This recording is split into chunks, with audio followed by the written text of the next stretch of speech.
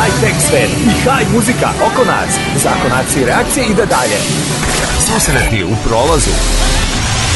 Neverovatan pesnik Dejan Dimitrijević, zvani NJVV Meta, nastavlja i dalje da po svom životu skita, zahvaljujući mikrofonu Zakona akcije i reakcije. A čemu bi drugom, kad već nema kome, naravno.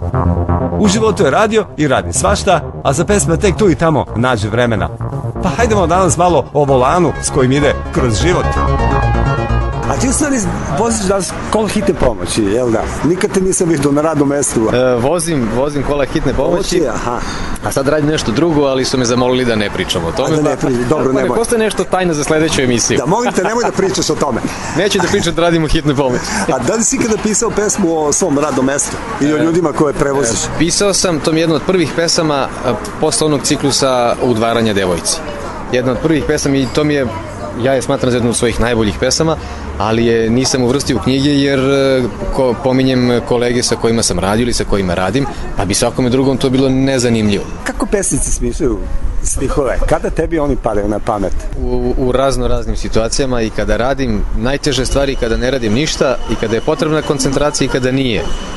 Jednom sam pogledao u sunce i uz oštar bol opet sam morao da opsujem. Doduše bi to je bila blaga psovka, ali opsovao sam sebe šta ima da gledam kog đavola u podne u sunce i sve je naravno bilo belo pred očima i onda su mi krenuli stihovi da sunce krene sa severa, da se ženi oprosti nevera i tako dalje. Imaju u ovoj knjizi Papir trpi sve. I ponosan sam na sebe zbog toga. Mislim, u najneverovatnijim situacijama dok vozim. Evo, pre 2 večeri sam se čuo sa čuvenim Zoranom Odlijem i po završetku našeg razgovora, dok sam autobusom išao kući, meni je sinula inspiracija i napisao sam jednu kratku pesmu posvećenu gospodinu Modliju. E pa kad je već Mita nije pročitao, glupo je da je pročitam ja. Uramljena je, budući da je pre toga lepo klasificirana. A ja bih da čujemo nešto nemoguće. Da sunce krene sa severa, da se ženi oprosti nevera, da tejst vrisne, pomozi Bože, ni tada Srbi neće da se slože. Da kaktusu jedemo koru, da svu sol vratimo moru, da evnusi počnu da se množe, ni tada Srbi neće da se slože. Da sve reke uzbrdo poteku, da hlebovi pod ledom se peku, da anđeli stanu da se glože, ni tada Srbi neće da se slože.